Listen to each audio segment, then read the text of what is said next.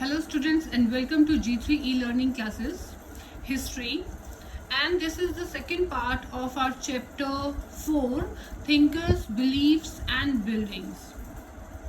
So in this video we will start with our fourth point, the Buddha and the quest for enlightenment. Quest for enlightenment means मोक्ष की चाह, ज्ञान की चाह, ठीक है। तो ये जो है बुद्धा को कैसे मिली, इसके पीछे एक स्टोरी भी है, वो भी मैं आपको बताऊंगी।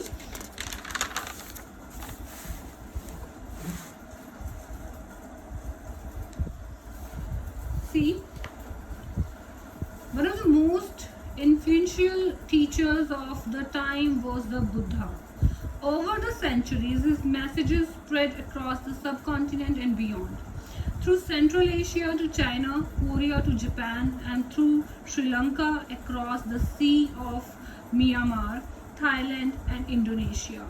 ये इतने ज़्यादा इन्फ्लुएंशियल यानी कि इनकी जो टीचिंग्स थी इतनी ज़्यादा प्रभावकारी थी कि ये जो है सब कॉन्टिनेंट्स यानी कि इंडिया से भी आगे जो है लोगों ने इसको अपनाया और इसको आज भी जो है इन कंट्रीज़ में माना जाता है।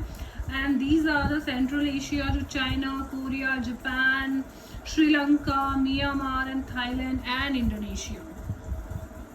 How do we know about the Buddha's teaching? These have been reconstructed by carefully editing, translating and analyzing the Buddhist text mentioned earlier.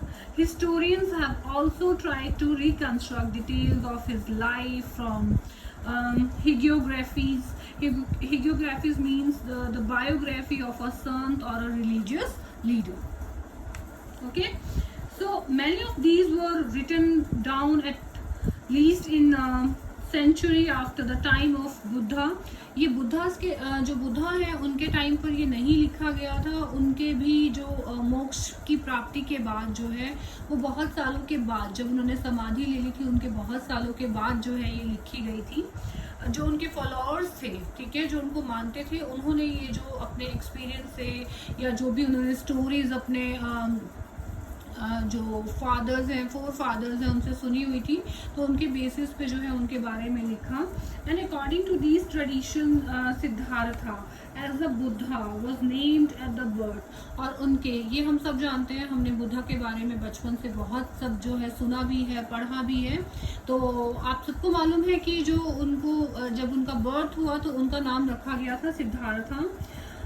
was the son of a chief of the Sakya clan, ठीक है, जो Sakya clan था, जो उसके जो chief थे, जो राजा थे, उनका बेटा, उनको सिद्धार्थ कहा गया। And he had a sheltered upbringing with in the palace. और जब वो पैदा हुए थे तो जो प्रिस्ट थे उस टाइम पर, तो उन्होंने ये प्रेडिक्शन किया था कि जब ये बड़े होंगे तो ये सारी संसार की वस्तुओं को त्याग देंगे और जो है साधु जो है बन जाएंगे। तो उसके लिए उपाय भी पूछा गया, तो उन्होंने बताया कि जो है इनको बाहर ना जाने दिया जाए, इनकी महल में ही परवरिश की जाए। तो अब होता ये है कि इनको पूरी परवरिश जो है इनकी यंग टाइम तक जो है इनके महल में हुई, लेकिन one day he showed his desire कि जो है ये बाहर घूमना चाहते हैं।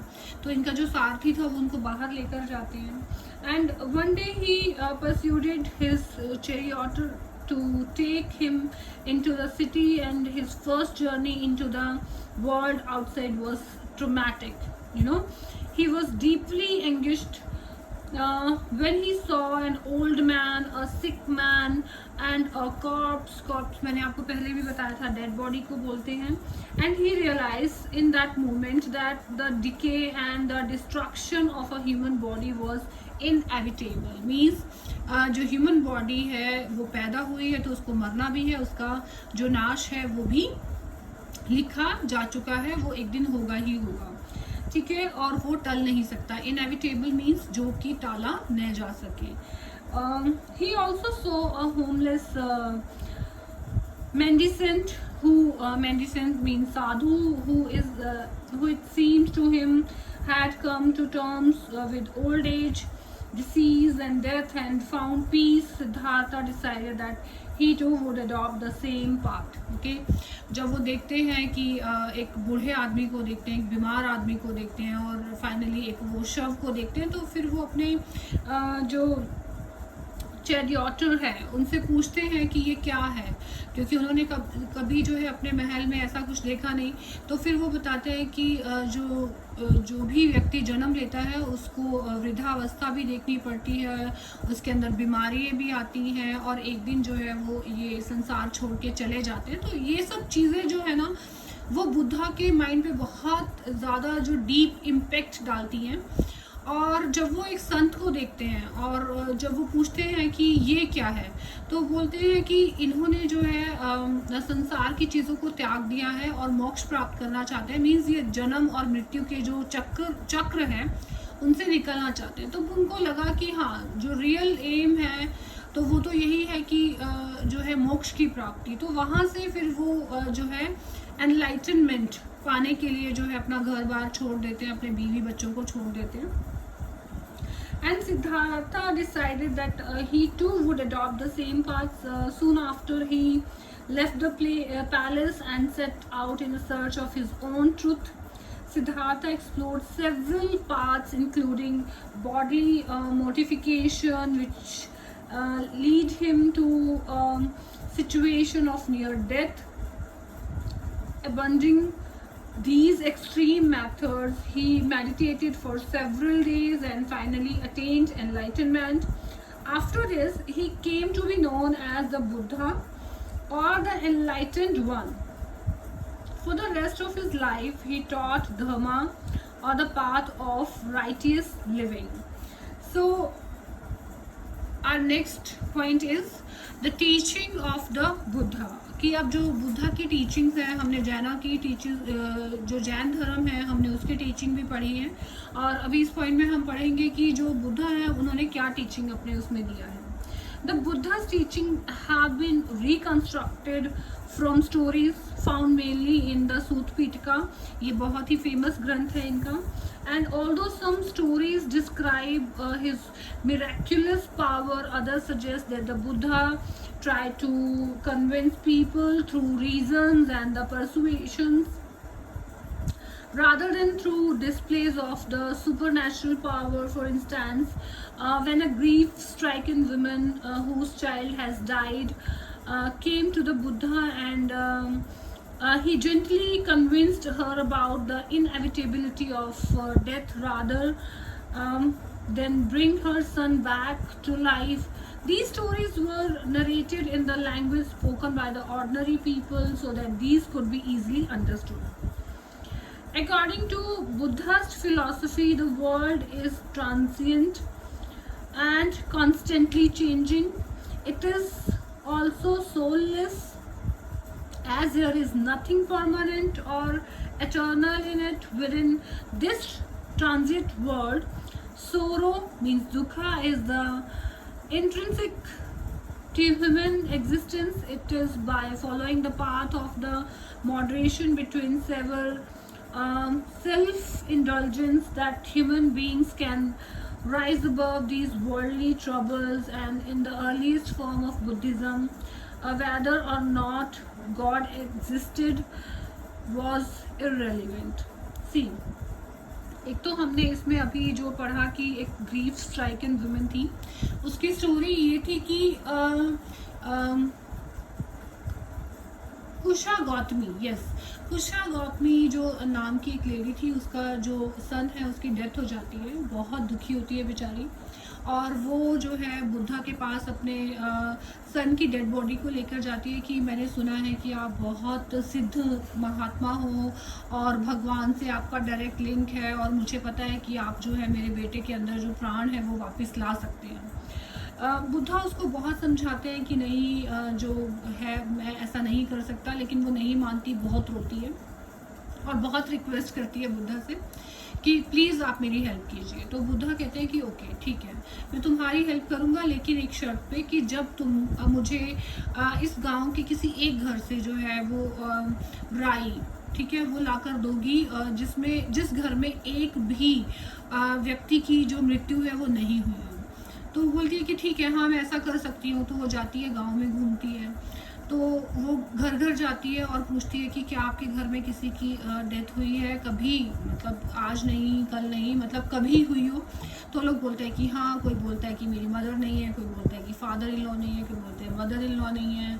बहुत सारे लोग हैं तो वो बोलते हैं कि हाँ, यंग एज में हमारे बच्चे चले गए। तो हर कोई भी एक सिंगल जो घर है उसको ऐसा नहीं मिलता जहाँ पर किसी ना किसी की डेथ नहीं हुई थी। तो अभी वो दुखी होकर बेचारी जो है वापस बुद्धा के पास जाती है और बोलती है कि मुझे जो है ऐसा कोई एक भी घर नहीं मिला। बहुत रोती है कि प्लीज़ आप हेल्प करो। तो वो इसी के थ्रू समझाते हैं कि ये तुम्हारा अकेले का जो है वो लॉस नहीं है, इस संसार में जो भी आता है उसको एक दिन जाना पड़ता है। तो इस तरीके से वो ये स्टोरी जो है इस तरीके से जो है हमें सूत पिटका में भी मिलती हैं ऐसी ऐसी स्टोरीज़, बहुत सारी मोटिवेशनल स्टोरीज़ कि जो हमारे कर्म हैं वो हमें कैसे करने चाहिए, हमें दूसरों को दुख नहीं पहुंचाना चाहिए।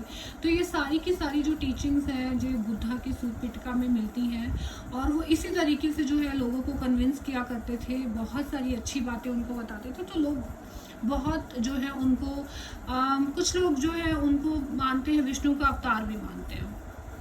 तो यही था हमारे इस पॉइंट में। और बुद्धा जो है वो ये भी नहीं कहते कि जो गॉड है वो एग्जिस्ट करते हैं या नहीं करते हैं, वो ऐसा कुछ भी नहीं बताते। And Buddha regarded the social world as the creation of human rather than the divine origin.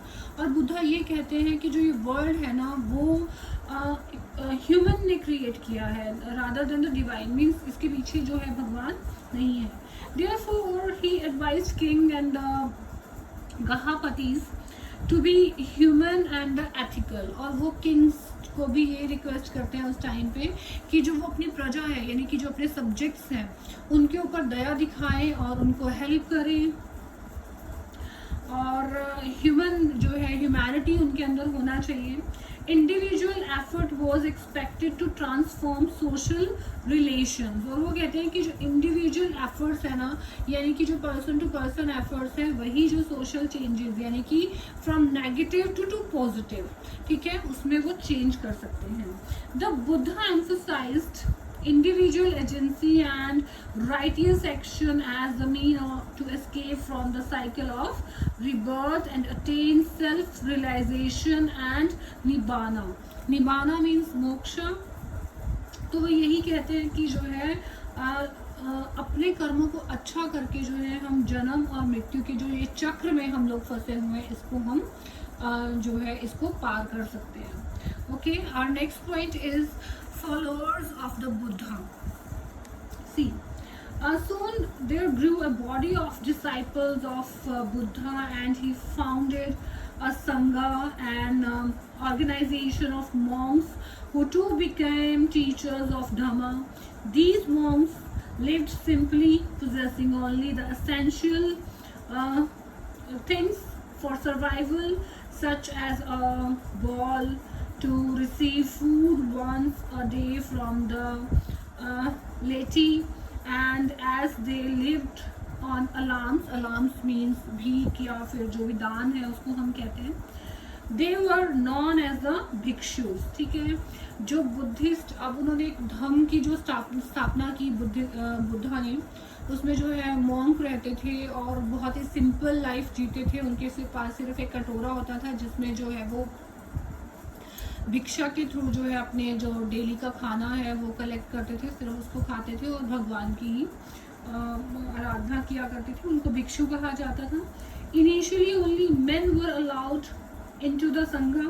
सिर्फ पहले जो है वो आदमियों को अलाउ किया जाता था, जो मैन है उनको अलाउ किया जाता था।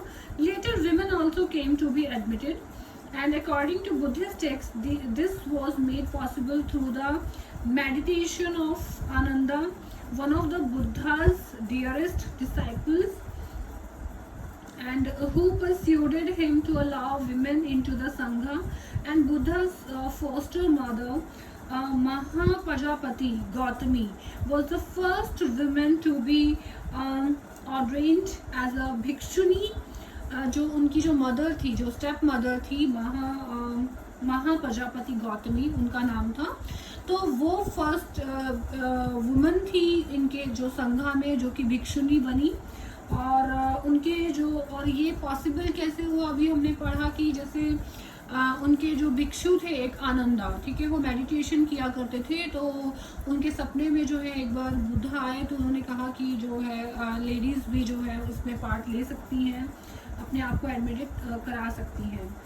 And many women who entered the Sangha became teachers of Dhamma and went on to become the Thiris, or respected women who had attained liberation. Buddha's followers came from many social groups. They concluded kings, wealthy men, and Gahapatis, and also humbler folks, workers, slaves, craft people. तो बहुत सारे different जो community के जो लोग हैं उन्होंने जो है इस धर्म को अपनाया. और यही जो है मेन खास बात थी इसके पॉपुलर होने की, क्योंकि जो ब्राह्मण थे, जो उन्होंने 4 वर्णों में हमारे समाज को बांट दिया था, तो बहुत सारी रिस्ट्रिक्शंस थी, जैसे कि क्षत्रिय का काम उन्होंने डिवाइड कर दिया कि वो सिर्फ राजा बन सकते हैं, वैश्य हैं वो व्यापार कर सकते हैं, शूद्रास हैं वो इन तीनों जो क्लासेस हैं उनको सर्व करेंगे. तो बहुत सारी रिस्ट्रिक्शंस थी. लोग जो है इन रिस्ट्रिक्शंस के कारण जो है बहुत ही अनकंफर्टेबल फील कर रहे थे, और उनको किसी ऐसे धर्म की जो तलाश थी जो उन सबको क्या माने, समान माने, उनको जो है इक्वली रिस्पेक्ट मिले. तो वो रिस्पेक्ट इनको कहाँ से मिली, जैन धर्म में और बौद्ध धर्म में. So once within the Sangha, all were regarded as equal, having shed their earlier social identities on becoming bhikshus and the bhikshunis. The internal functioning of the Sangha was based on the tradition of ganas and the sanghas, where consensus was arrived at through discussions. If that failed, discussions were taken by a vote on the subject. ठीक है, कि बहुत सारे decisions लिए गए और discussions हुए इसके धर्म के ऊपर, और अगर वहाँ पर लगता है कि यहाँ पर कॉन्फ्लिक्ट आ रहे हैं तो वोटिंग के थ्रू जो है उसको निपटा दिया जाता था. And Buddhism grew rapidly both during the lifetime of the Buddha and after his death, as it appealed to many people dissatisfied with the existing religious. मैंने अभी आपको बताया था कि existing religious उस टाइम पे क्या था, यही कि जो उन्होंने 4 वर्णों में बांट दिया था, एंड यही सब जो है इस पॉइंट में था. We will move to our next point, stupas. ये बहुत ही इंपॉर्टेंट पॉइंट है, और ये पूरा चैप्टर ही बहुत ज़्यादा इंपॉर्टेंट है. तो मैं आपसे रिक्वेस्ट करूँगी कि जो है आप बार बार इस चैप्टर को पढ़ें, समझें. इससे जो है हम एक जो आपकी फाइल्स हैं, यानी कि जो आपकी प्रैक्टिकल फाइल्स हैं, वो भी इस चैप्टर से आएंगी. डिपेंड करता है कि कौन से रोल नंबर पे जो है कौन सा जो किस बच्चे के पास ये चैप्टर आए. तो please be careful before reading this chapter. ये बहुत इंपॉर्टेंट चैप्टर है. Now we will do the next. Our point is stupa. We have seen that Buddhist idea and the practices emerged out of a process of dialogues with other traditions, including those of the Brahmanas, Jainas, and the several others, not all of whose idea and the practices were preserved in text. Some of these interactions can be seen in the way in which sacred places came to be identified. From earliest time, people tended to regard certain places as sacred. These included sites with special trees or unique rocks, and site of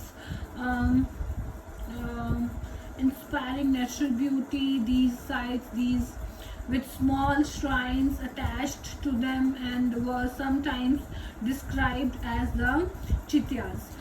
ठीक है, कि बहुत सारी चीज़ें थी, जैसे कि बहुत सारी चीज़ें ऐसी थी जिनको कि एक बहुत ही पवित्र सिंबल मान लिया गया, जैसे कि बड़ का पेड़ है जिसके नीचे बैठकर बुद्धा ने जो है एनलाइटनमेंट जो है पाया था.